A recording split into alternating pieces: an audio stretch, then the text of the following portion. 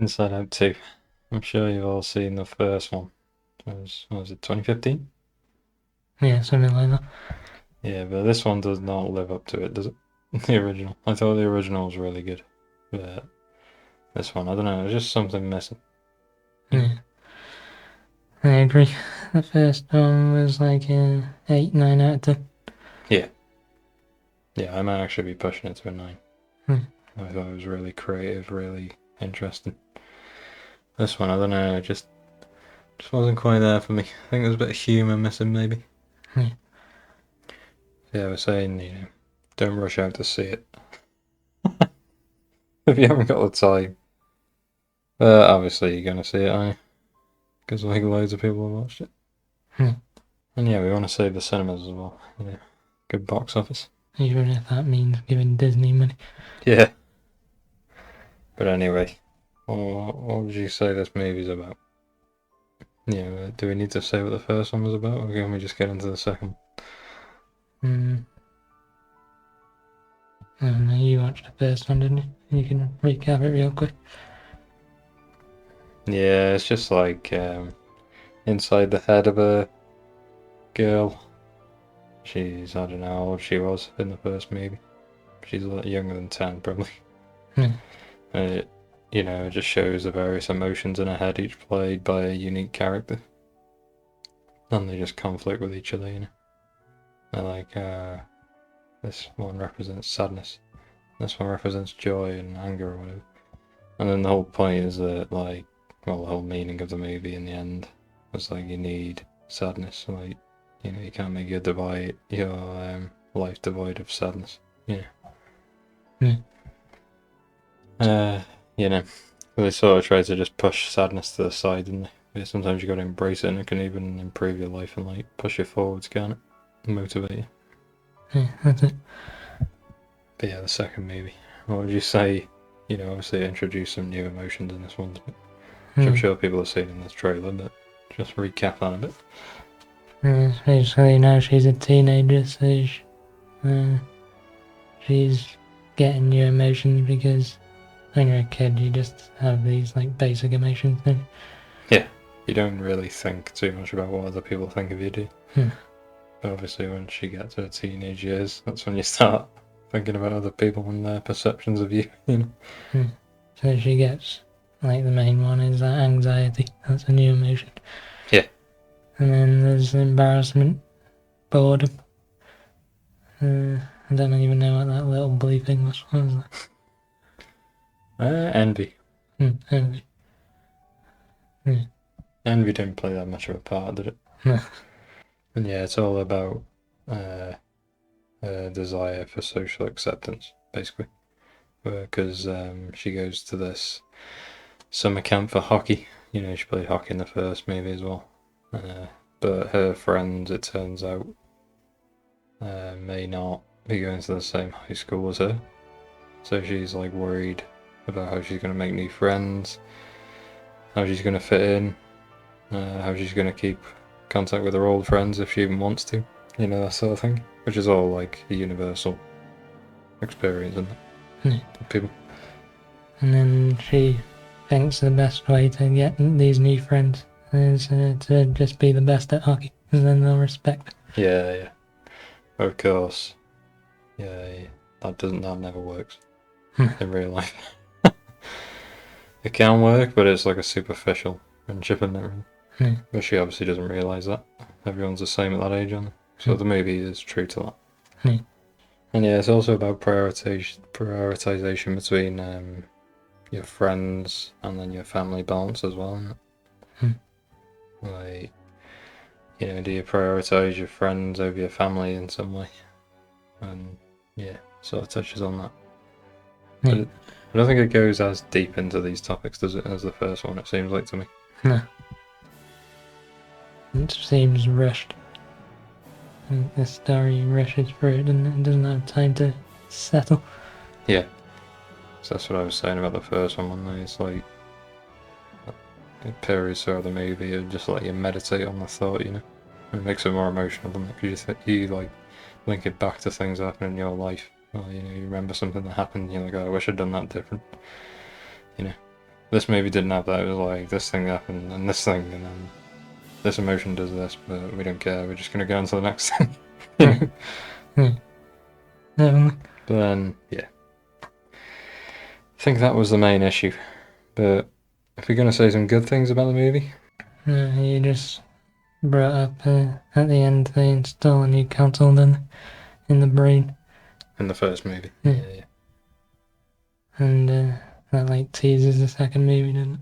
So like it's just showing that they do like build upon this world they created.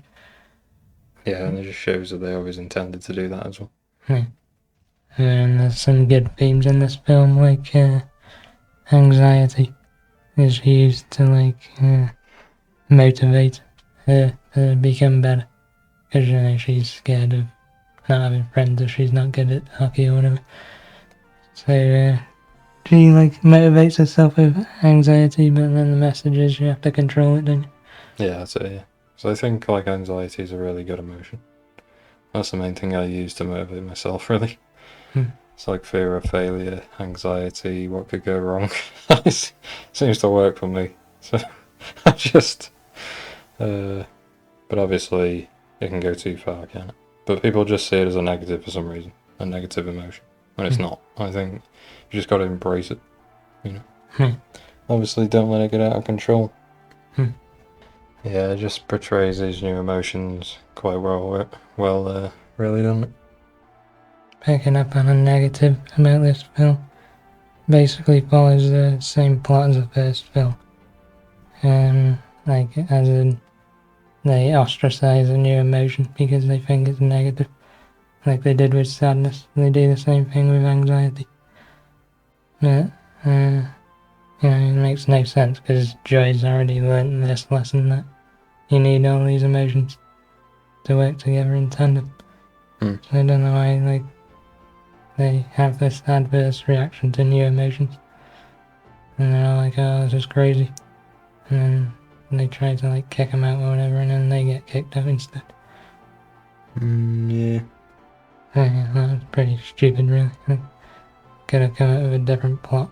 That was more interesting. And then also the film only covered 3 days. Like, because we went to this camp and the other film covered way longer. And you just don't get that, like, depth to the character because it's only 3 days. Like, what can you really have happen in 3 days that's that impactful? And especially it's just like a leisure activity, wouldn't it? Like, going to play hockey for 3 days, it wasn't like some big change in our life. Yeah, right. But why do you think they did that then with the, like the similar storyline? I mean, probably because they're bad writers. And they couldn't come up with an original concept. Yeah.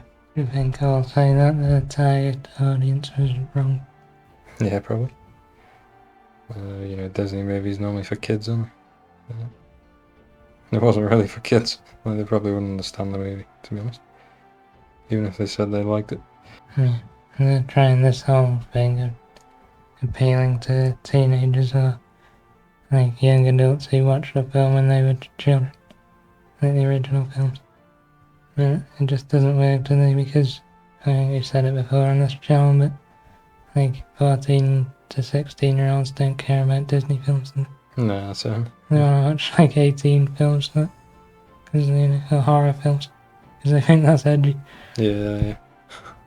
You're not gonna say to your mate, go into school and say, oh, I want to watch Inside Out 2, even if with my mum. Or whatever. Or with his little sister. And then they're just like, you fucking weirdo. Yeah, exactly. So, definitely aimed at the wrong people. And then just like tie up some loose ends. What do you think about the voice acting? Don't know, it's always good in a Disney movie, really, isn't it? Yeah. Can't really say anything negative about it. Yeah. And then the animation's obviously always good. Yeah. Because they just spend loads of money on it. That's it, yeah. And they've just got this formula known. And they all follow. Probably. Yeah, right. Don't watch this film if you love the original, and you want it to live up to that hype because it isn't. Yeah, right. Yeah. And if you don't really care and you just want something to watch, then by all means just go and watch it. I mean, it's not offensive like some of the other Disney films that have come out, like Soul. Hmm. I mean, Turning Red. You know, in this one they didn't do anything with the islands, did they? You know, like losing the islands or them sort of getting smaller or changing. They didn't do anything with that until right at the end. I thought What were the islands? I don't remember. they're just like all the various aspects of her personality, like family, hockey island was it, and stuff like that. But they just didn't in the first one. Like they'd fall down or whatever, wouldn't they? When she was like, you know, going through a tough period or whatever. But in this one, that didn't happen. And like, I thought that was one of the more interesting aspects because like she was sort of like losing her personality or whatever. In this one, they just pulled the thing off, didn't they? Like whatever that tree thing was. And they just didn't put all the memories. They would get rid of memories. Yeah. Like I don't really understand that. That didn't fit in with the first movie. Neither. Odd. I just don't think the writers understood the first film as much, did they? No, I don't think so. They must have got new ones, definitely. Yeah. What star rating are you giving it? I think you said 2.5, didn't we? Yeah. About that in the mid-film. Yeah, basically. Yeah. Pretty much it. Bye.